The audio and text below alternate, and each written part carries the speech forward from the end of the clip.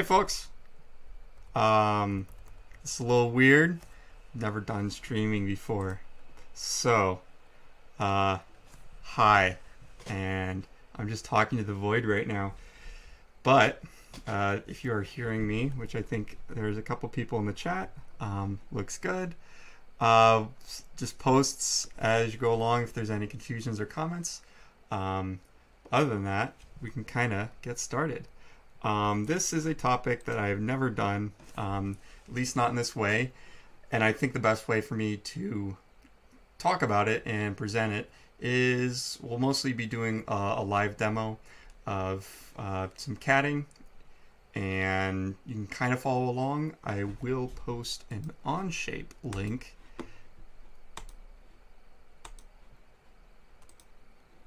But I don't think that will actually do you any good. I think the stream will just be their best way to do this. So, for those of you who don't know me, I don't think I remember at least one or two of your names. I'm Thad. I was a founding member of Metal Cow Robotics for 4 years way back when. I am now a mechanical design engineer for DECA R&D out in New Hampshire, and I help FRC Team 501 there as well. I got asked to do a bunch of talks by you Metal Cow folk, and I also invited some 501 folk. I don't know if they're going to be in here or not, but we'll see what happens. So yeah, let's talk about skeleton CAD. For those of you who don't know what skeleton CAD is, it's making a structure and designing all of your stuff mostly in a sketch before you actually even make a single solid body or surface entity or anything. The benefit of that, of course, is you can do sketches really cheaply and connect the dots and see and prove out a design. Will it work or not? Very cheaply. So yeah, why would you do skeletons? You want to prove out a design. It's easier to change downstream components because you can use them to actually build your parts. So you can build and integrate multiple parts off of one skeleton sketch. It reduces the amount of math and swapping between parts you'll need. As you're designing, you will only be adding the dimensions and features and relationships that really care about. You're using the CAD to actually talk about what are the relationships between different things. What are those relationships, and they'll be accurate instead of kind of made up and doing math in between here and there. Skeletons also let you check and validate your metrics. So you can actually create additional skeleton sketches that, say, simulate a bump or simulate a ball passing through a mechanism. So principal ideas of building skeletons is you're kind of collapsing complex entities into simple sketch entities. So a wheel, which might have a fancy center bore and some spokes and all that, it's just going to be a circle. A belt, which might have teeth and a certain pitch length, it's just going to be a slot. An arm might have different holes, and it's a very complex structure, but we're just going to call it a simple line between 2 points. Linkages, they're going to be a set of lines. Frames, you can use triangles to lock in a frame so that it's a rigid body. What we're going to do today, start off with, we're going to design a tank drive, and then maybe if we get to it, we'll design an arm. But first of all, we're going to design this tank drive. For those who don't know, a tank drive is a bunch of wheels on one side, a bunch of other wheels on the other side. So 2 sets of wheels that are linked together and powered independently. And you can make a lot of different choices with this. You can decide how big the frame is going to be, what size of wheels you need, what's the gearbox ratio you want, where the wheels are going to be located. And all of that really should be driven off of some certain metrics. So I'm going to use a theoretical example to play like a 2011 game where we're going to use no more than 4 sims. We're going to move a 120-pound robot 15 feet in 1.2 seconds. And we're going to travel over a 1-inch square bump. In addition to the CAD, I'm probably going to be using some other tools to actually validate these metrics. So CAD doesn't tell you anything about, pounds and feet and time to target. It really is just about geometric stuff. So I'm actually going to use my mechanism calculator to figure out a gear ratio that might be appropriate. We'll also use a belt sizer to figure out the center to center distances. There are a lot of different calculators out there. JVN calculator can be used to do some gearbox ratio calculations and figure out an appropriate ratio. West Coast Products has a belt and pulley sizer that you can use, but I rolled my own way back earlier this year, and I really like them. So that's what we're going to use today. So let's kind of dig in here. And a lot of design is very iterative, and you oftentimes don't know where to start. So let's just start with kind of the bounding box. So in the 2011 game, robots couldn't be any larger than 28 by 38. So I'm going to start by drawing a rectangle in the top plane that just shows, okay, let's maybe make the robot 28 by 38. So it's going to be 38 inches long and 28 inches wide. And so this would kind of represent, okay, here's the bounding perimeter of my frame. Maybe in a different gear, of course, this would be 28 by 28 or 20 by 20. You don't know. The nice thing about the sketches and the way we're going to do this, though, is that we can go back and change things later if we need to. So I'll just hit check here. So this rectangle shows my maximum perimeter. I'm then going to rotate over to the right plane, and I'm going to draw a sketch here. For a drivetrain, the principal things are going to be some wheels, which we're going to represent with circles, and there's also going to be some belts. In Onshape, the way we do belts is we do slots, is you draw a line and then you pull up this slot tool. In SolidWorks, you can just draw a slot directly. So I'm going to draw a belt, and I don't know what the size of it is yet, so I'm going to leave that undefined. We'll have a belt going from there to there, and a belt going from there to there.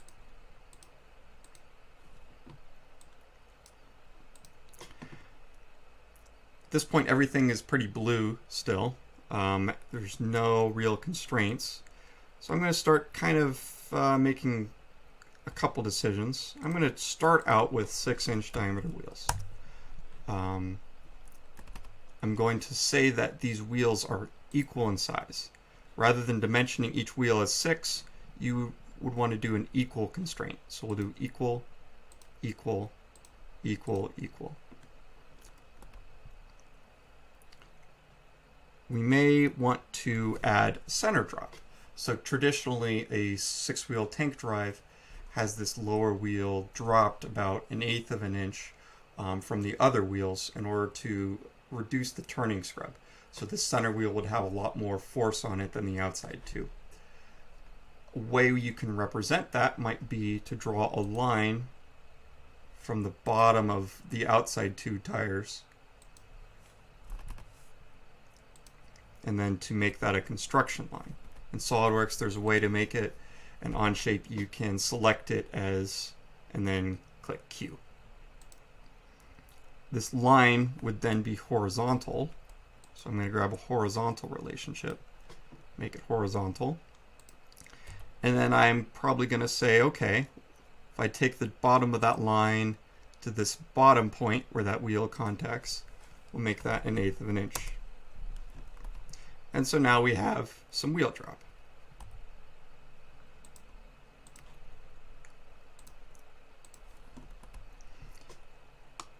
We've got, so if we go back to the kind of the design of this drivetrain, you'll notice that kind of what we are thinking is some box tube here on the ends in order to close out the frame and provide attachments for bumpers. So let's represent that as well. So we'll do that with some corner rectangles. right there, and right there. Now it's going to be important that these rectangles are at the outside of the frame. And so you might be able to see here faintly the outline from that original sketch. You can reuse sketch entities when you're going from one thing to another. So I'm actually going to make these rectangles collinear with that frame from before. So now the outside edges are locked in there. I'm going to use 2x1 box tube. That's a very commonly available tubing. So we'll say 2x1. And we'll go ahead and make these at the same height and make sure that these are the same size as well with equal constraints. Again, we're kind of only adding constraints that we care about. We care about this 1 and 2 because we can get 1x2 box tube. We care about the 6 because we can get a 6-inch wheel. Maybe we'll change that to a 4-inch wheel, but right now we know that a 6 is possible. There's no extra math that's going on. But everything is still drag aroundable. There's blue, which both in SolidWorks and in Onshape means the thing is not fully defined.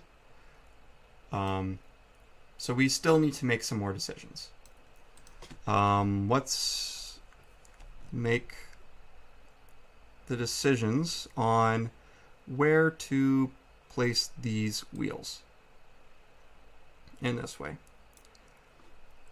This is a decision that would generally be driven by your belts that you can get. So if I want to use belts for my timing, for my drivetrain, I'm only limited to certain options. I can't buy the exact perfect belt. I can only get them in 10-tooth increments or so. But what I can do is I can guess. So I'm going to grab a dimension here. I'm going to dimension the distance between these two, represented by this line. And that says it's about 9.5 inches. You can right-click on this dimension and change to driven dimension. In SolidWorks, there's an equivalent option to make dimensions driven, and you can do the same there.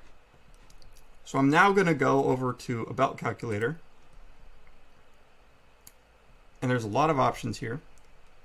The key things, I think I'm going to use a 24-tooth pulley, so I know I can get one of those. And I said that the center distance was about 9.5 inches. This calculator will actually tell me the exact center to center distances, but 9.5 is about what I want to do. This calculator that I built also lets you actually input the RPM and torque and see what the torque capacity of the belts that you've selected are. We might do that later once we actually have a gearbox selected, but we're not going to worry about that just yet.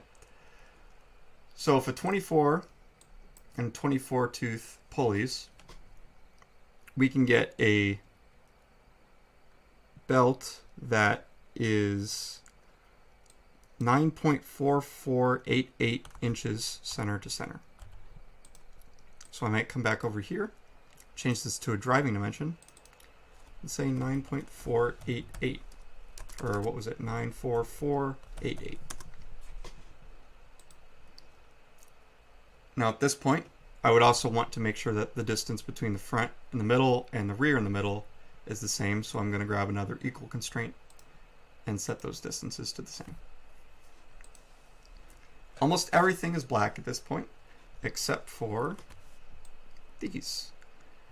A good way to figure out what do I need to do to make sure everything is black, fully defined, is to drag components about. You can then just see, what do I need to add? In this case, I think it makes sense to add a height.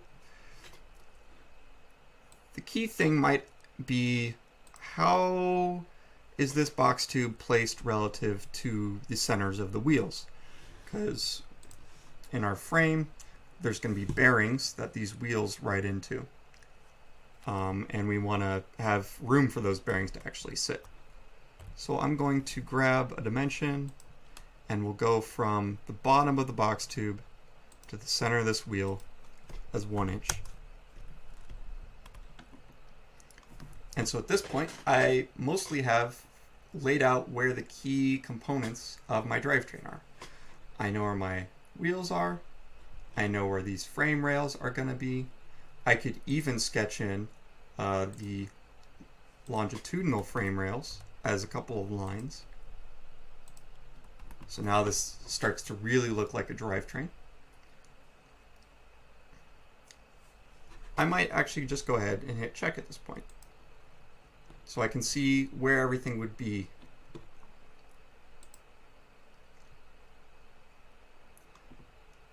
If I'm building an entire drivetrain, maybe with some custom gearboxes, I could create even another sketch that actually shows where the gears are going to lie. For designing gearboxes, gears can be represented as just circles. So the key thing is that the pitch circle of a gear is correct. And how do you calculate the pitch circle of a gear? You simply take the number of teeth and divide them by the diametral pitch of the gear. Diametral pitch is kind of a number that represents how big the teeth are on the gear. The bigger the tooth, the smaller the diametral pitch. So actually, the way this works is, say I have a 14-tooth gear. I would type 14, and then divide it by the diametral pitch. So most FRC gears are 20 tooth per inch on the diametral pitch. So if I want to get the pitch diameter of a 14-tooth, 20 diametral pitch gear, it's 14 divided by 20. And then maybe this will be a 14 divided by 50.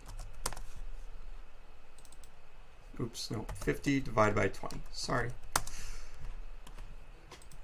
But let's take a step back and actually look at the requirements. I'm getting a little bit ahead of myself.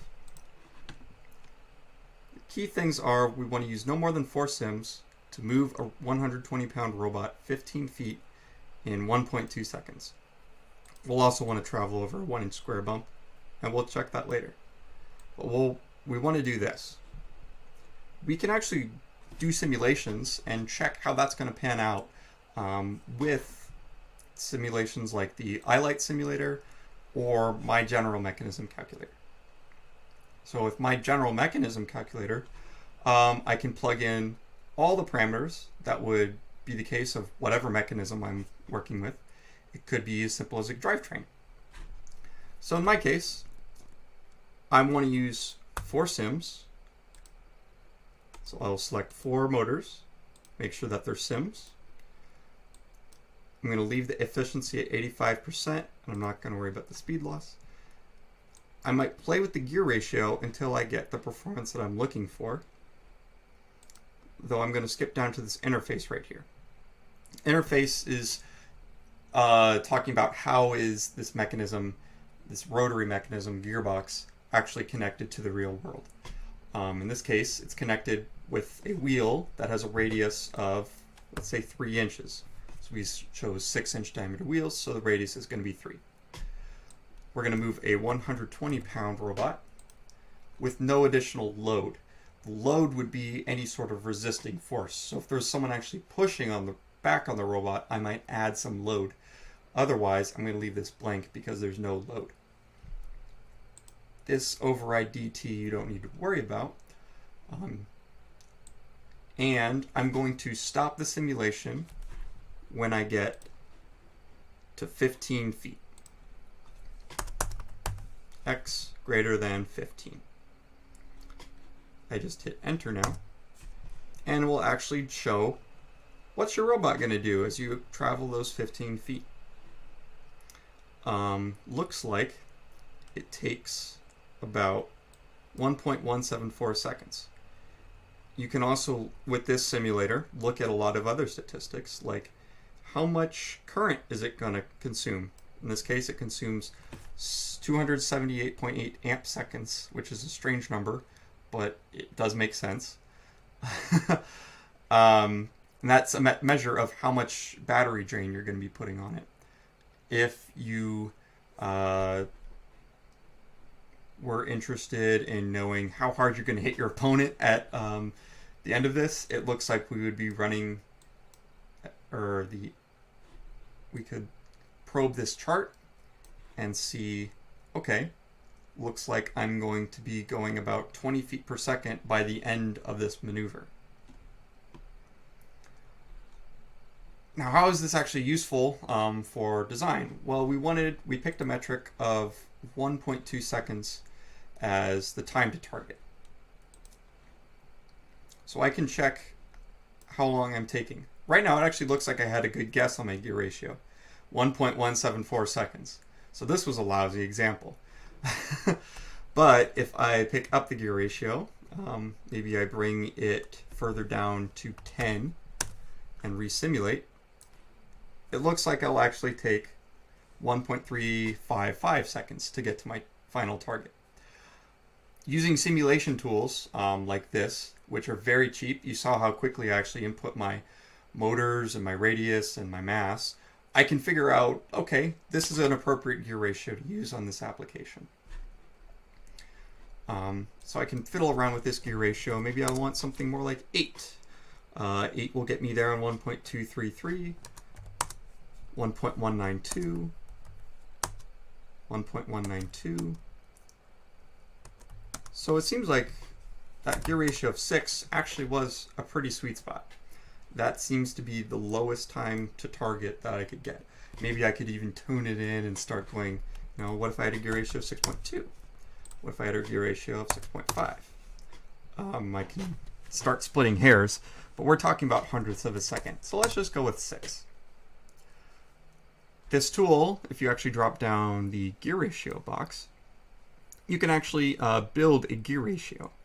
So right now I could build a 1 to 6 gear ratio with a 12-tooth pinion and a 72-tooth driven gear. Or I could build it with maybe 14 to 50 and then another 14 to 50. So I might have a 2-stage gearbox. Looks like that's going to get me a really high gear ratio though, and that's not what I'm looking for. So if I fiddle around with these numbers a little bit more, which we may need to go back to the CAD and see how that really works, I can get a gear ratio that's, 5.357. That's maybe reasonable. So we'll jot these numbers down. 20 to 30 and 14 to 50. So if I bring that back into my skeleton CAD, I could represent a 2-stage gearbox kind of like this.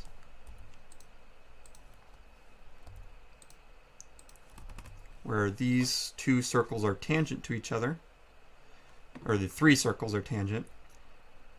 This is representing a larger driven gear. This is a smaller gear, and this is another larger gear. Kind of drive the point home about, what are we looking at?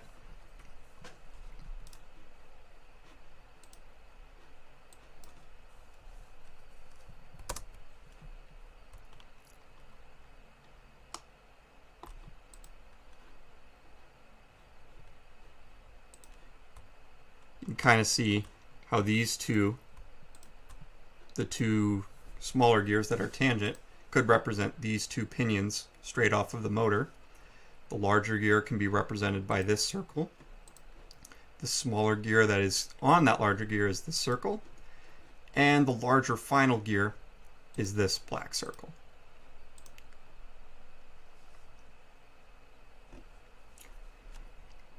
I can then start putting in the numbers that I said. So I actually said that this was going to be a 14 divided by 20.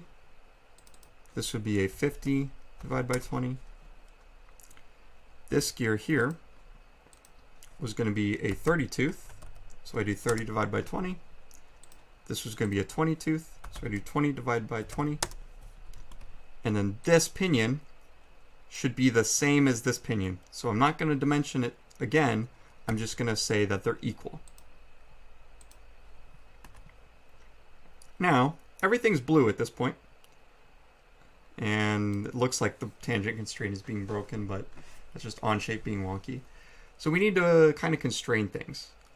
a decent constraint to start with might just be that, you know, this, let's put it on top.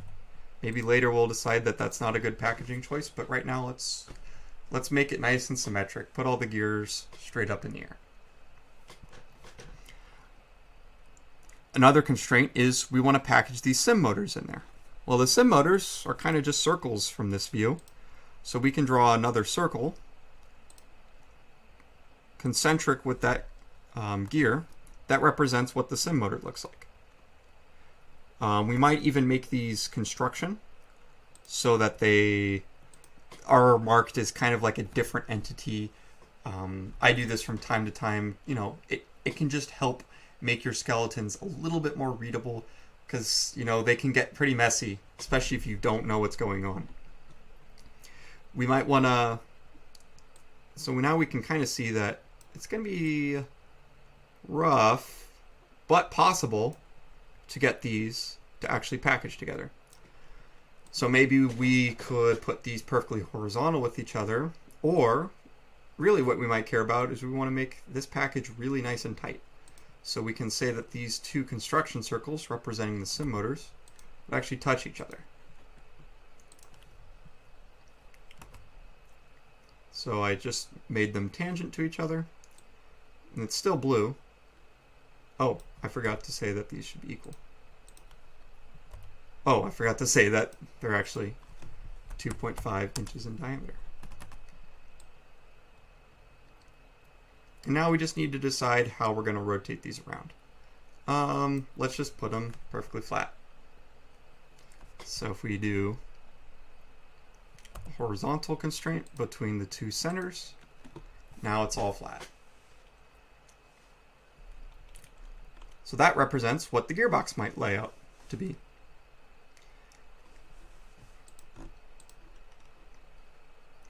So you can see in half an hour, with me being very verbose and explaining to you everything, I've already made all the major decisions, and I've gotten the whole structure laid out of how this drivetrain is going to look like.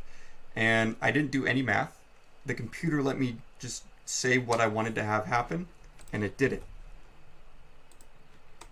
That's really the great thing about Skeleton CAD, is you stop focusing about all the little maths and the nuances that go into building the thing, and you start focusing on what really matters here. What do I care about? And you just have to tell the computer, here's what I care about, and here's the rough shape of what the thing is going to be.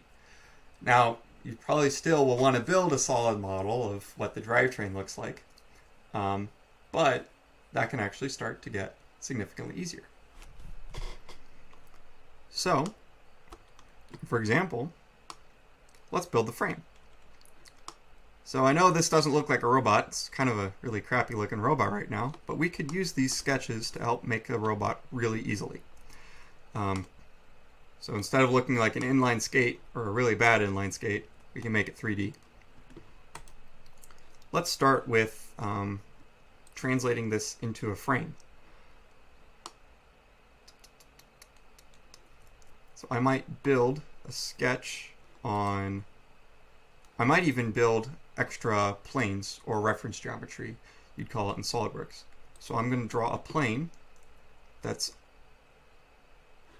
relative to this line here. I'm going to do relative to that line, so you can kind of see what that plane is. We're going to draw on this plane the two side rails. Now, where do I put these side rails? Well, we have a couple decisions we can make. We'll want to use the same heights, so sometimes rotating your sketch can actually help. I'm going to make the tops of these tubes collinear with the same point from that previous sketch we built.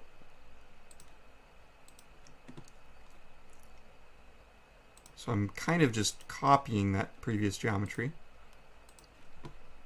or I'm referencing it again. In this case, there's no really easy way to copy the 1 inch, so I'm just going to say that the width of the tube is 1 inch. But again, we'll say that these are equal left and right. And now we need to make some decisions on where to put these left to right. You might, at this point, say, hey, let me draw a skeleton from this view. That's certainly one way to do it. I think I'm just going to make a decision that these are 3-inch deep wheel wells, just for the sake of time.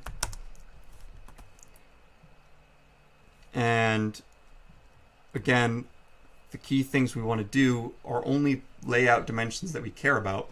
So I'm going to draw a construction line from the bounding area over here and the bounding area over here, and then set those equal to each other.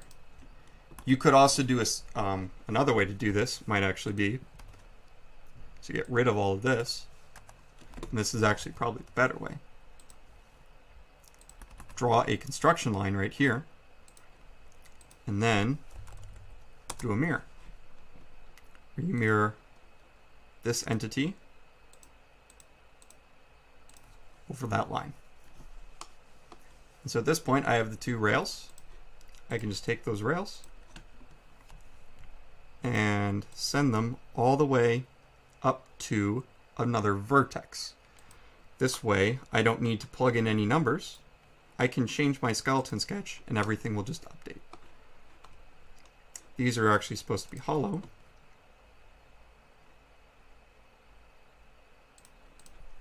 Does Onshape not have thin extrusions?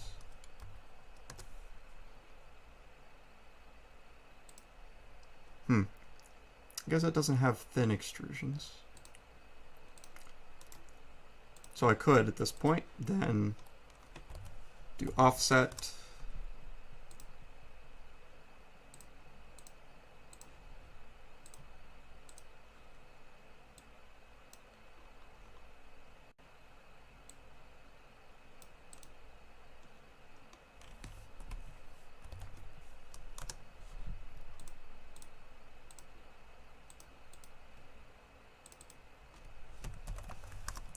Do an 1/8 inch box tube.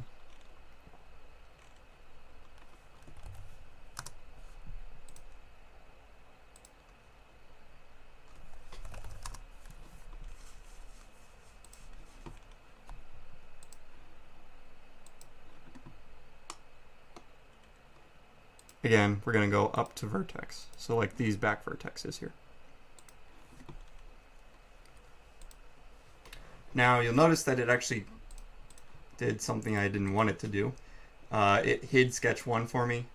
In SolidWorks, it might absorb sketch 1. So I'm just going to bring that back so I can use it in the future.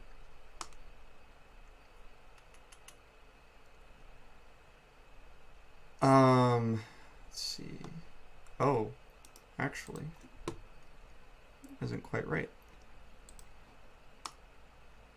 What we're really going to want to do is we're going to want to change this plane, not from this line,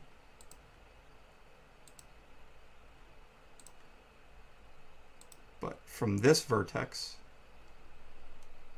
and normal to here.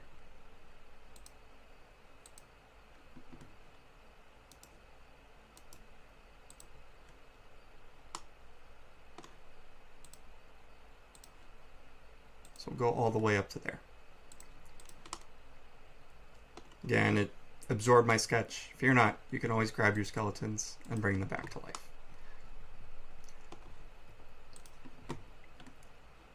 I'm going to now make the side rails, or the front and back rails.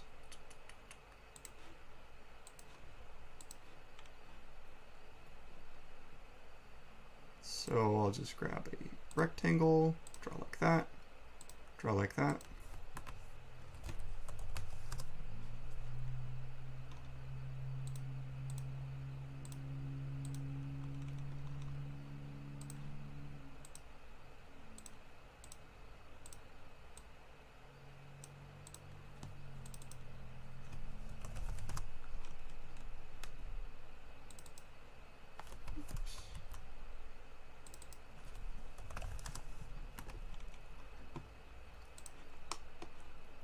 And then we'll go up to this vertex over here, and we'll also do a second end position up to vertex over here. Something went wrong. Ah, this 3 flipped on me.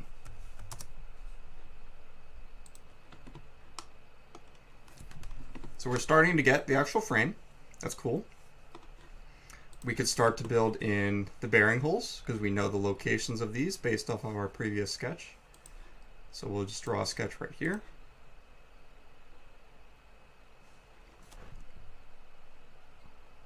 Oh right, Onshape does not let you reference entities sometimes. You have to manually add the references yourself sometimes.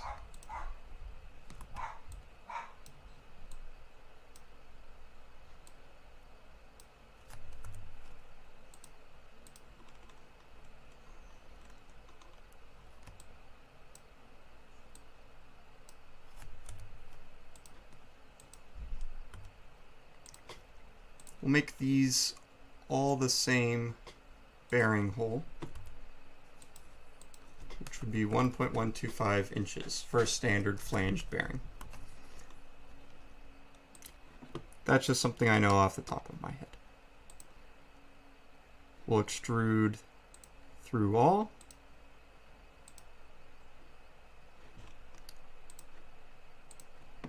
And so now we have the holes in everything. And so this could be useful because now you can actually send this off to a manufacturer and say, hey, punch the holes here, here, and here. You can make a drawing off of this. We can continue going and we could start to build a gearbox for this plate. So maybe I would start a sketch right here in which I would draw some bearing holes. So again, 1.125 inch.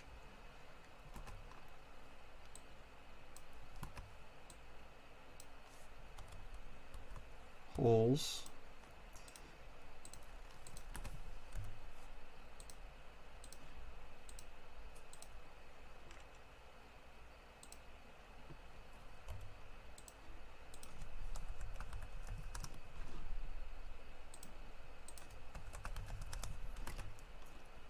You could draw holes for the sim pinions.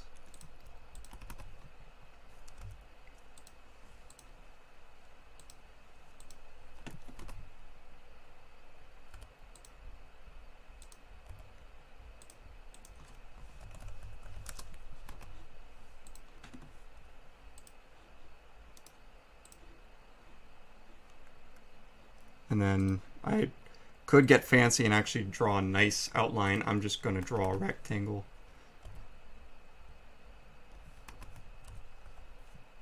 This is not a tutorial on the best ways to make gearboxes. I think there's actually some people with cool plugins for Onshape that automatically generate gearboxes or like plates like this based off of sketches, which is really cool. I haven't played around with it too much though. I'm just going to arbitrarily make this 4 by 3.5 just to show you that, you know, it's a lot easier to build things off of these skeleton sketches because they show you things that you really care about.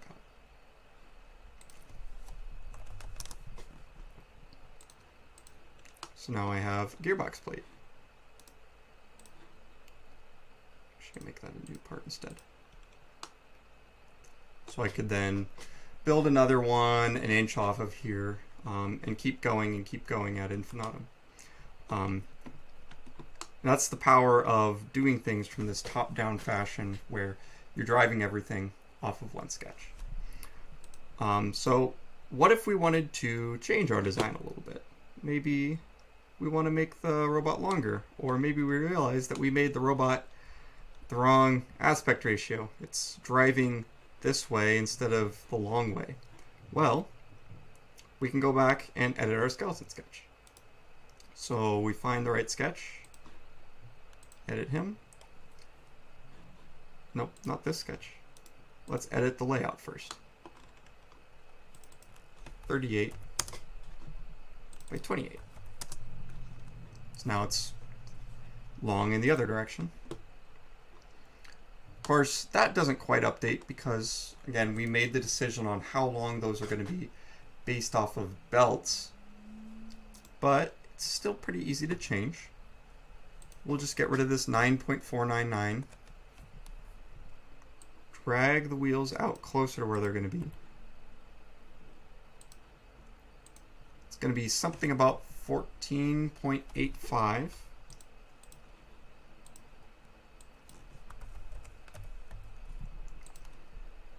And the belt calculator says, well, I can do something that's 14.8621. That's pretty freaking close. So we'll plug that in, hit check, and everything else magically updates. Just based off of those initial skeleton sketches, we can change the whole design fundamentally. Everything just falls into place. One thing you also should do when you're building complex designs like these, you notice that this feature tree is starting to get pretty long. You should name your skeletons. Give them names, be friends with them.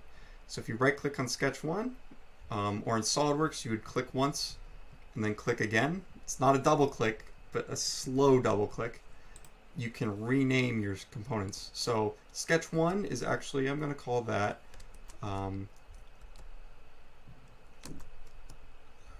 top view layout.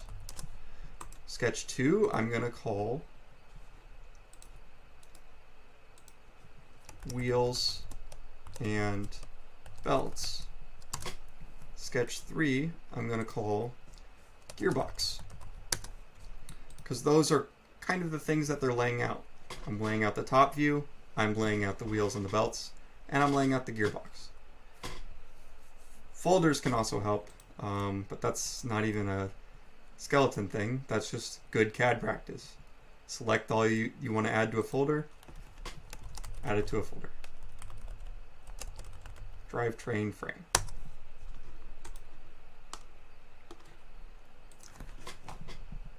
Chat is really quiet. I don't know if there's anything that's confusing or strange. If there's anything at all, now would be a really good time. Otherwise, I'm going to move on to some other examples just to kind of show you some more techniques and ways you can play with things, rotate things, and create more relationships.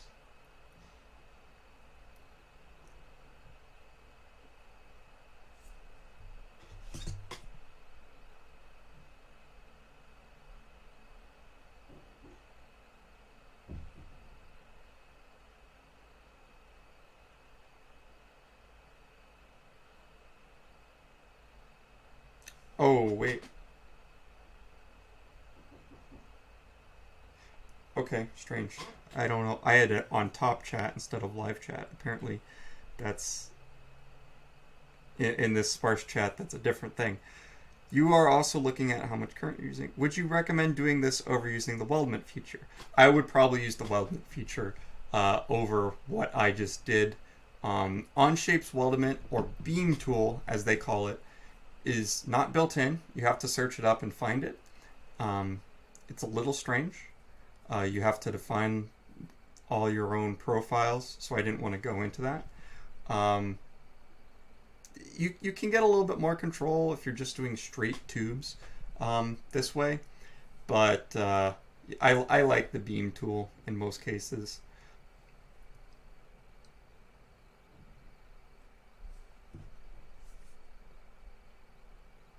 It's also, in this case, the way I built my skeletons, it's a little bit easier to get those box tubes out from the skeleton. I didn't have to make any center lines. The construction geometry was very limited. I didn't need to make any special planes. Or I only needed to make one plane, that's all.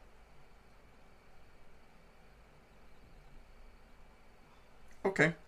Well, let's move on to making the next part of our robot. In fact, that next part of the robot, just to emphasize a point, we didn't need to do any of this solid modeling to do the next part. We're going to suppress it all. Going back to the skeleton. Our robot needs to move a tube from the 2011 game. Ooh.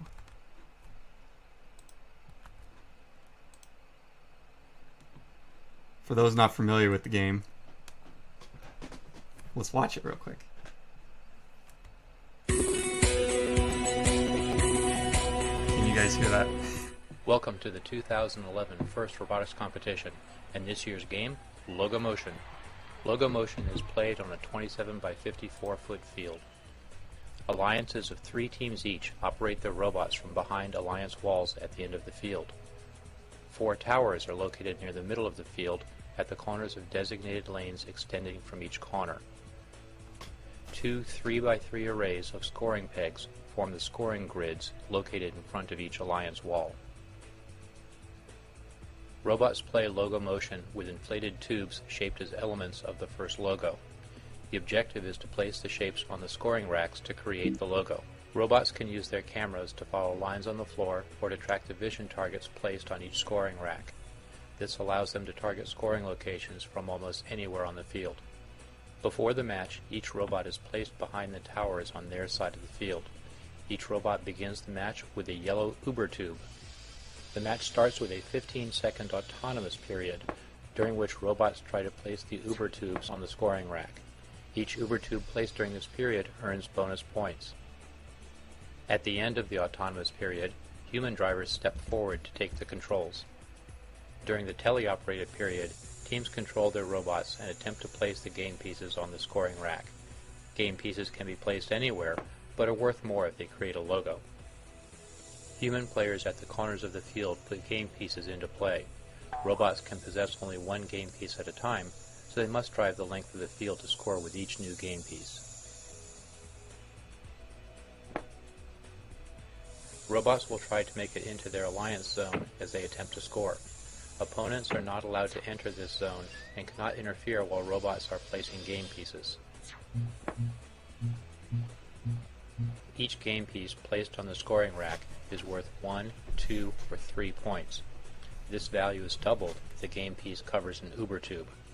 Each completed logo earns a 2x bonus for that row of game pieces. Near the end of the match, robots drive to the towers and deploy mini-bots on the tower poles. As the endgame starts, mini-bots race to the top of the towers. The first mini-bot to the top earns a 30-point bonus. Second place earns 20, third place earns 15, and fourth place earns 10 points. So we're going to build up an arm to play the 2011 game. There's a bunch of choices that would need made, in addition to what type of arm we want to make. We would need to figure out where the pivot point would be, where the wrist location is going to be. Maybe we just want to build an elevator.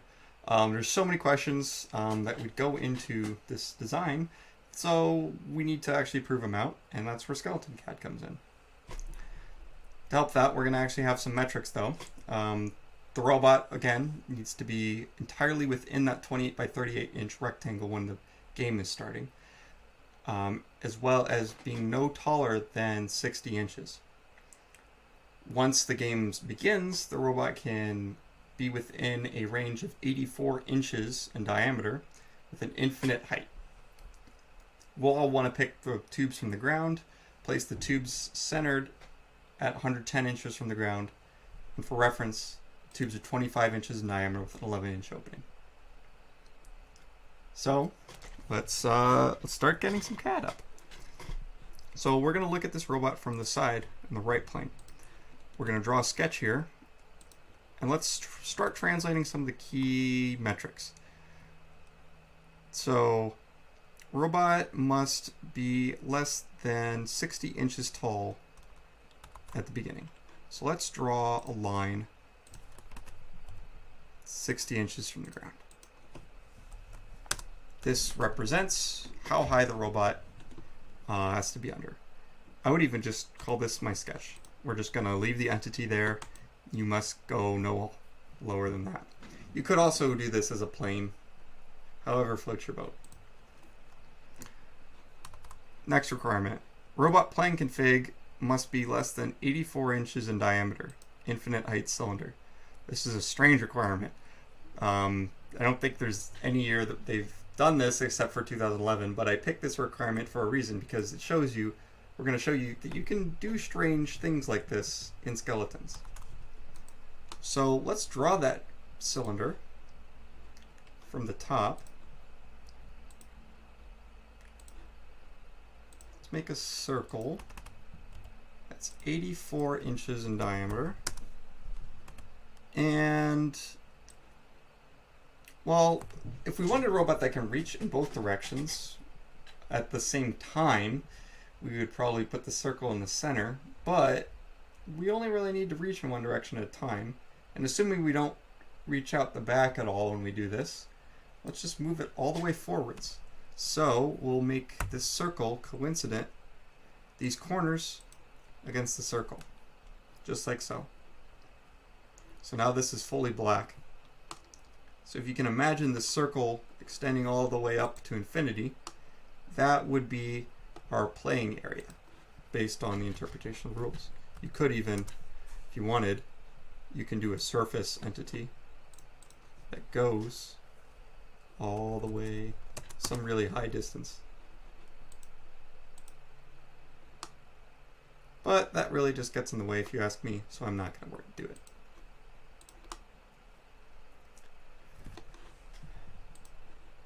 So it kind of begs the question, you know, how, if I'm drawing this robot from the side view, where does this circle stop? And that depends, I suppose, on, you know, how wide your mechanism is. So we might actually go back to the sketch and we'll guess, maybe in the future we'll actually validate and check our guess. We want to make sure we check it. We'll say that, yeah, my scoring mechanism, I think it could be, oh, it only needs to be 12 inches wide. So maybe the end of it is just a little thin roller. It doesn't need to be the whole length of this large tube. It only needs to be a small portion. So we'll say 12 inches. Although, once you're actually at the skeleton, you start to look at it and you say, well, you know, if I just make it the full width of 30, I'm not really losing that much distance front to back. Yeah, let's just make my mechanism the full 28 inches wide, right? And so now, if you go in the side view, you can see that vertex from that rectangle we drew before. So that tells us how far out we can extend now. So if we edit this sketch,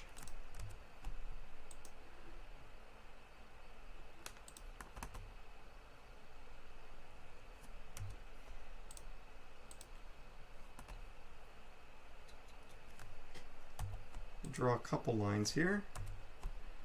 One that shows your robot must fit within here at the beginning. So this zone here, the robot must fit in within at the beginning, but it can extend up to this line and infinitely above. Let's draw a couple things out as well. We want to place a tube center at 110 inches from the ground. So let's draw a line here that's 110 inches from the ground. So we need to get a tube all the way up to here. Let's start. So this is our kind of our constraints. So I might even rename this sketch side view constraints. Now let's start prototyping some ideas by drawing some lines. Simplest thing is, well, what if we just put an arm? An arm that has some rollers on it.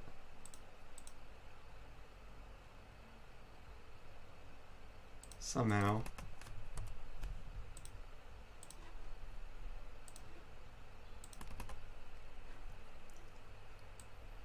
put the pivot point. Oh, I think I can get the pivot point pretty close to the corner, but not all the way. I think maybe 2 inches. You know, I have to have some meat for that thing to pivot around. And, you know, I think a tube is about 6 inches thick. So I can put rollers with space in between them that are about 6 inches. Maybe the thick rollers are 2 inches. Okay. Maybe I have a cutout in my frame after all. And I can bring this arm down so that I can actually pick up a tube. Okay. So that's an idea. What if we actually dimension that? So it's going to be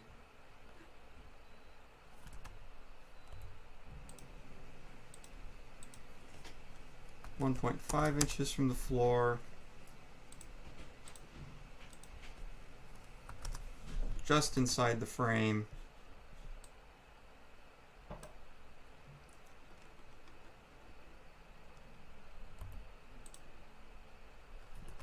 You know, something like that. It's blue, but we can play with that.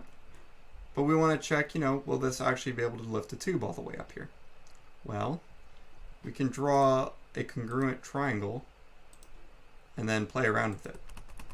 So if I make these two equal, make these two equal, make these two equal, now I have two congruent triangles and they pivot around this point.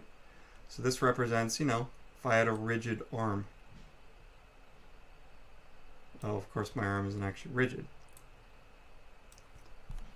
Maybe I'll just make that vertical for a second. And, you know, that's maybe I can make that work. So if I had a tube,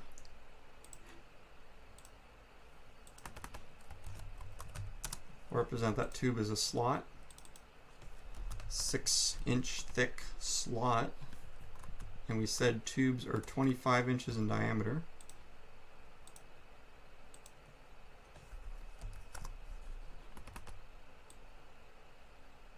I stick that tube right there.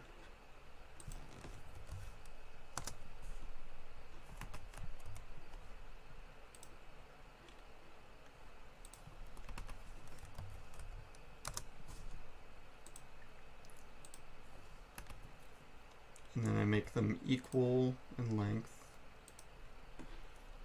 And we'll keep it perpendicular. No, that might just work. So there's one idea. If we can get these rollers that sit inside the frame perimeter to actually pick up a tube, we might be able to drive forwards enough so that the tube center actually gets on there and we can score a tube.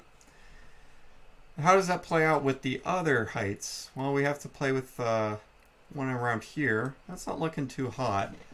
That could be a little bit of a problem if I wanted to start scoring a tube in the middle. And if I want to score a tube down low, well, I'm going to have to really hope that I'm placing it right. So that's not looking too great. Let's put this to the side. I'm going to hide this sketch. Let's try a different idea.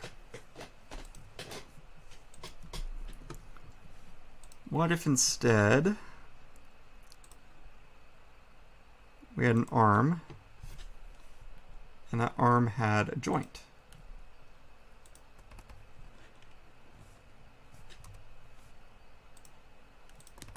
So we'll have an arm here. I think we'll put it at the same point as the last one. 2 inches in each direction from our maximum.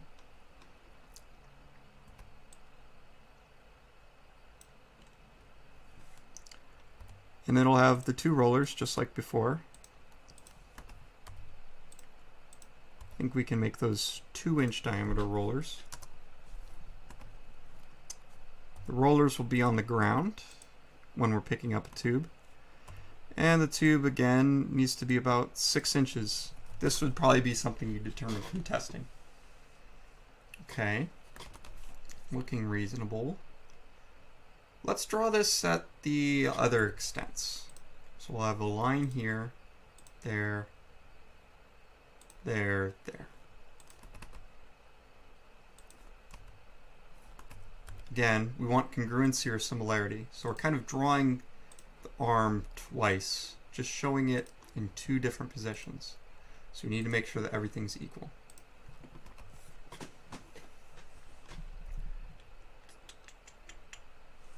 In fact, let's draw it 3 times.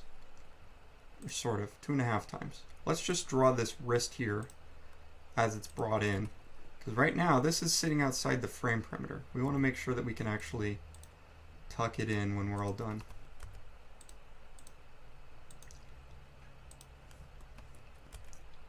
I'm going to make all of these equal.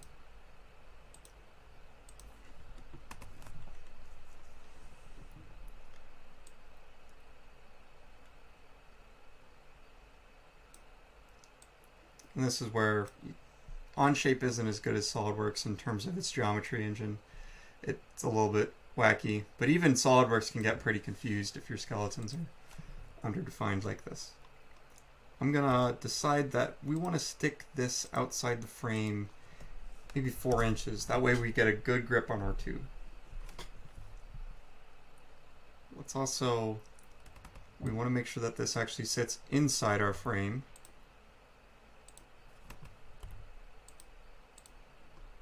We'll draw 1 inch of clearance. And we want to make sure that this actually gets to our destination. So let's draw the tube on here.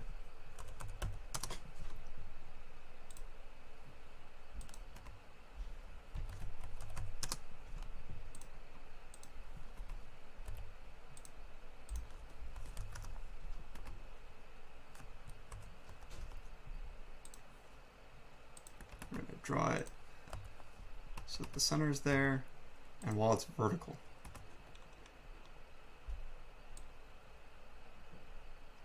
So we can see that there's, based on these constraints, there's a couple solutions, or there's a number of solutions that will work. We can make the wrist really long and really floppy, which actually may be a problem, and have a shorter arm. Or we can make it a more reasonable size. And that may be something where you need to really develop your design and start to figure out, okay, I need to choke up on this tube a little more and have even further grip, so maybe this actually needs to be more like 10 inches. And then you realize, well, I want to keep this wrist short, but I still want to keep it inside the frame.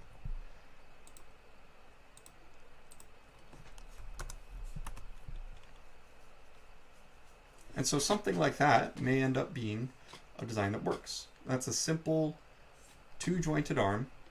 It's a simple pivot here. Brings the arm up all the way.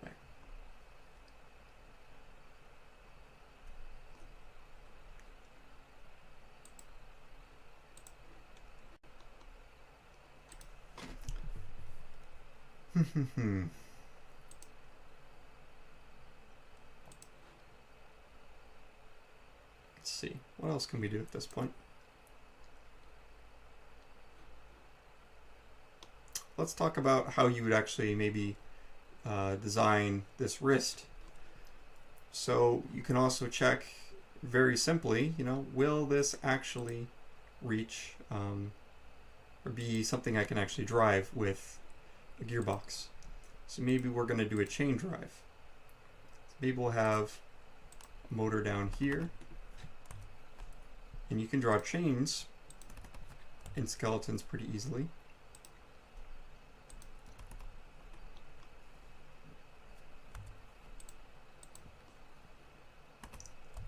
It's just 2 lines tangent to 2 circles. And the diameter of these circles is, you take the circumference and divide it by pi. So the circumference is actually going to be the number of teeth. So let's maybe, I think Vex sells a 72 tooth sprocket times the pitch of the teeth, 3/8 of an inch for number 35 chain, and divide that by pi. And then we can do a similar thing here.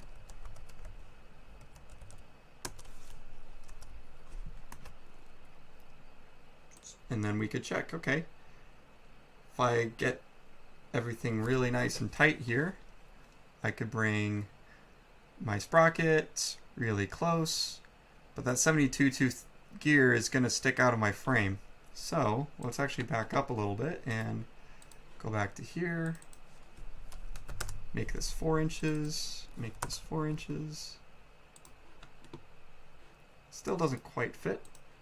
And then you think to yourself, well, if this gear is really what's driving everything, maybe we need to include that into our original sketch. So we'll get rid of this sketch.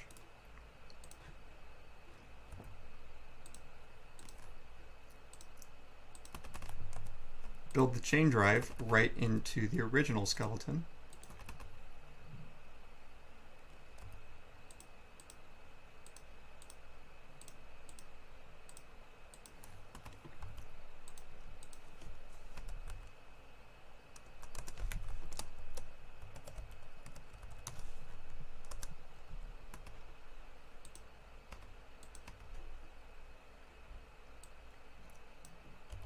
And then give it some padding, because this is actually just showing you the center lines of the chain.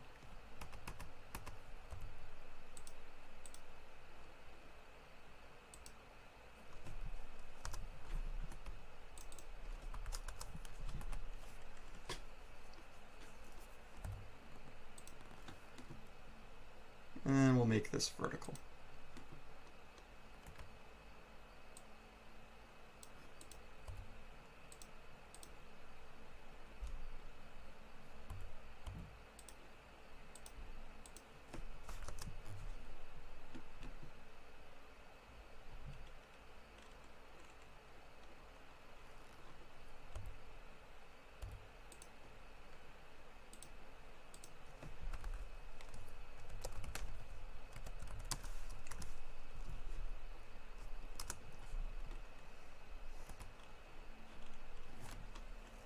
So that could be the actuator for this wrist.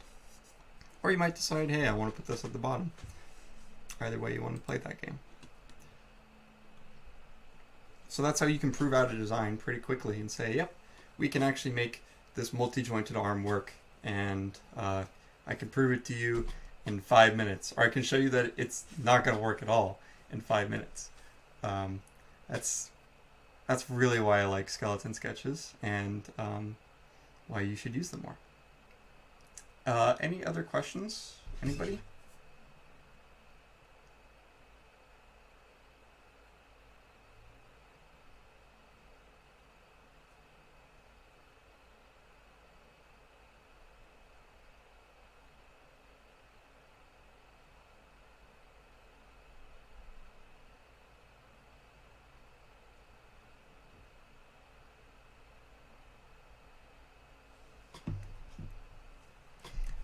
Okay, well, we don't have a lot more.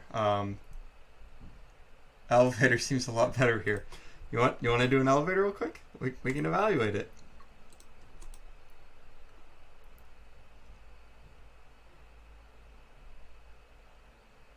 Oh, and actually, we forgot to check something on our design. We forgot to check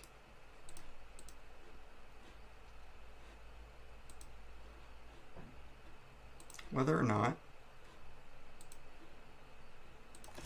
Onshape is actually being mad at me right now.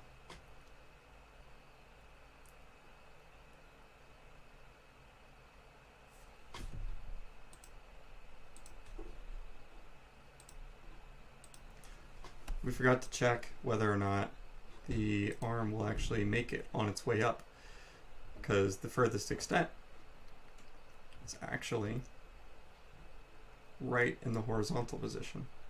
So we don't know if we're going to collide with our 84-inch diameter rule.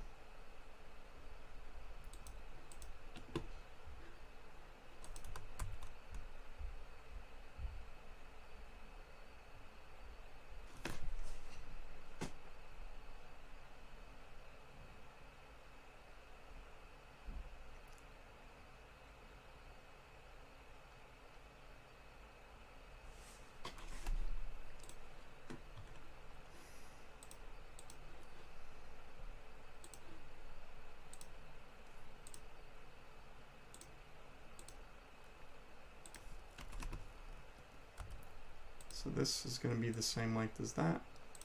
That is that. That is that.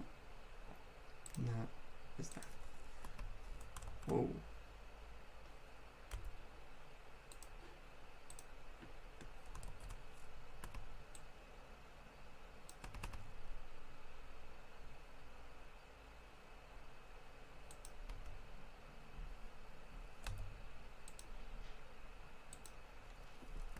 So with that all the way out, it looks like we're good, which is good.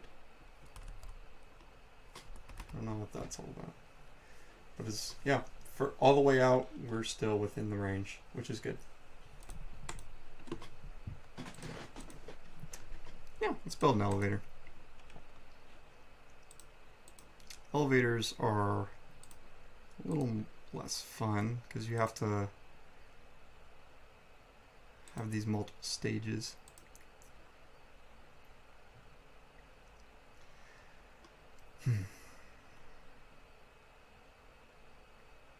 Trying to think how I would do these, how I would normally do these.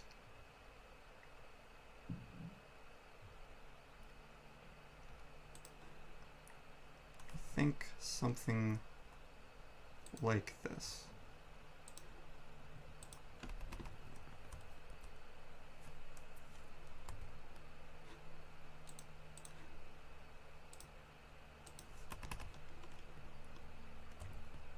Or decide how far do I want this elevator from the edge, and that might be determined if I have like some extra flippy thing. So let's draw the flippy thing actually.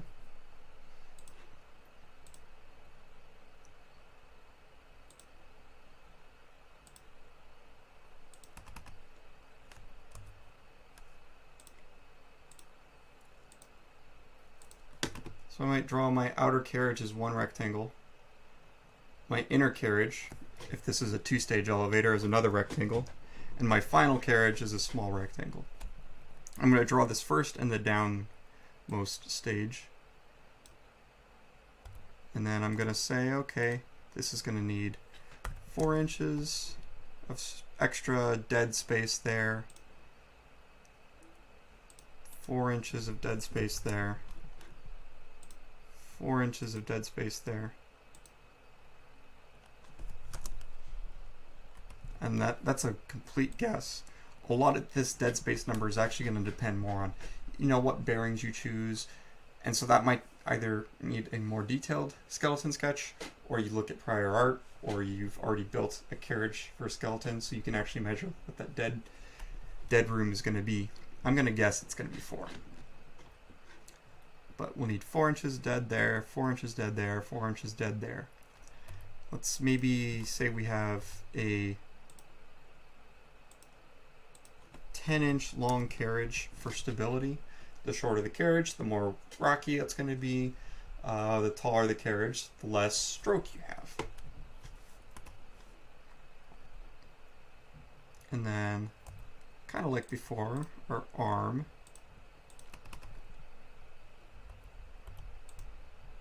It's going to have 6 inches between it. 2-inch diameter rollers.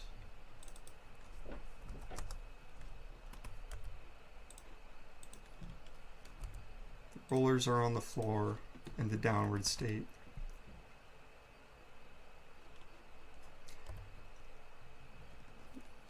Maybe this pivot is on a very large sprocket. I think the sprocket might be the limiting factor.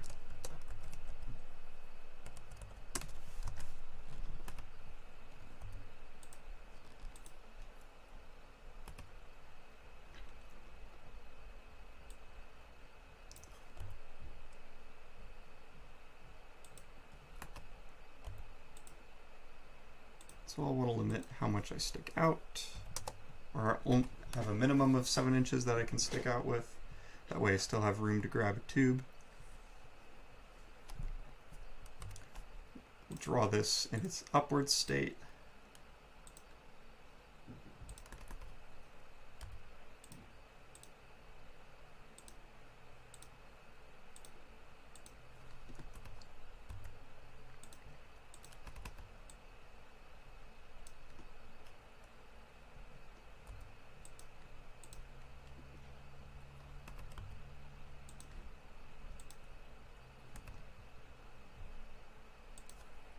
was a mistaken constraint. So we want to make sure that this thing actually can fold in when we're moving. Looks like it can. We just need to determine how much space we have or clearance between these tires. I think we'll want at least an inch. And then maybe we'll use 2-inch box tube.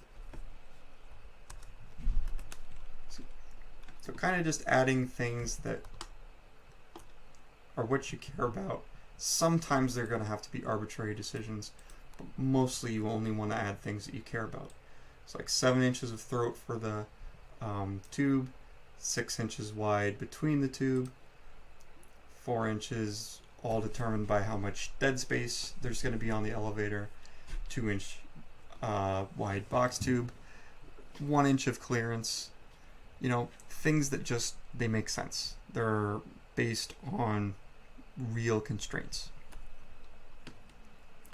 So this is in the downwards position, both out deployed and inwards taken up. Let's draw this when it's actually moved all the way up. So I'll have a longer beam here for this carriage. So this same carriage, we'll draw it again up here.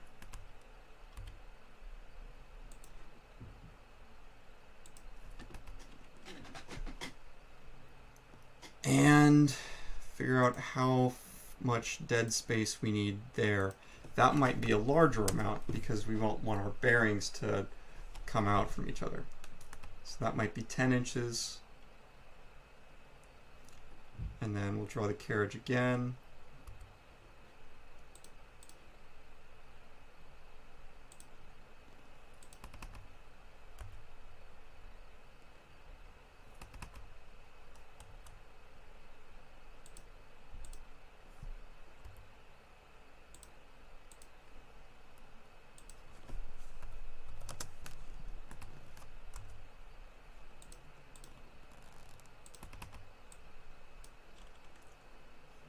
Again, we're just going to clone this geometry, so equal constraints rather than redimensioning.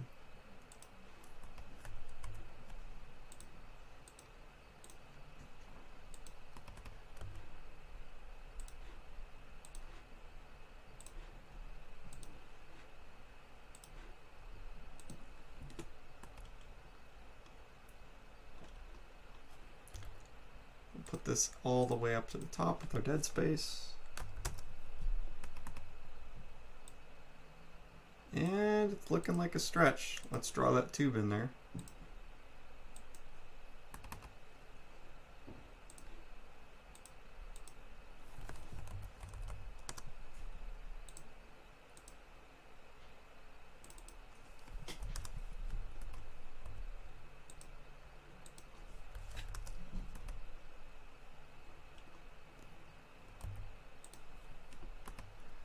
Not quite.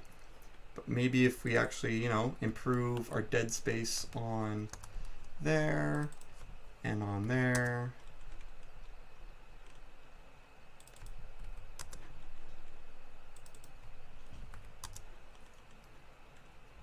Find that, yep, we can actually get it to the correct height.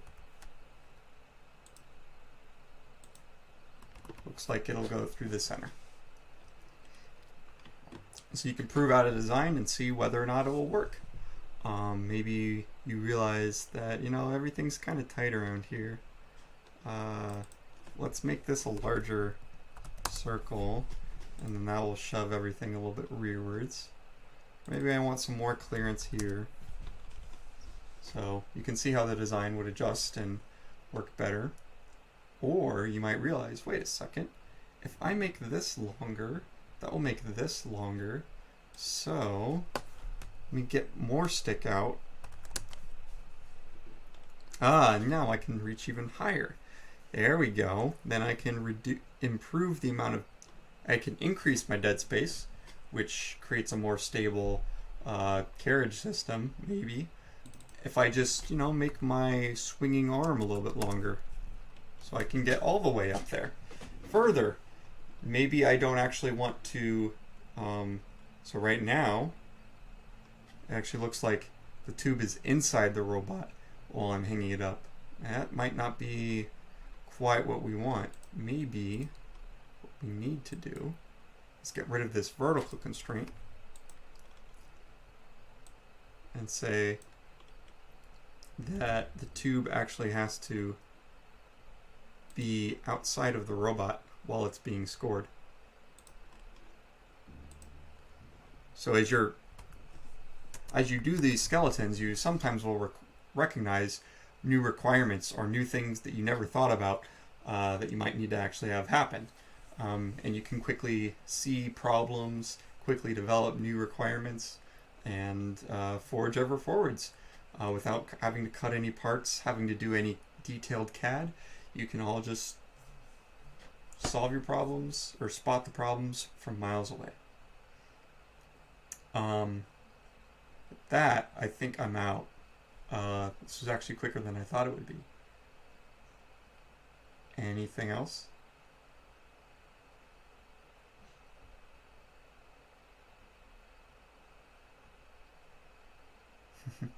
Thank you, Julian. Yeah, cool. So hopefully this should be recorded, so anybody who wasn't here will be able to benefit from this. I don't know how good of a job I did. This feels really strange, but thank you for hanging in there. Appreciate everything. Yeah, the VOD. Apparently they're called VODs. That's what Caleb tells me too. It will be posted in Slack. I will probably edit it, and there's definitely some dead space that can be trimmed out to make this a more conducive experience, especially since it'll no longer have the allure of being live. So yeah, look for it there. Okay, bye folks.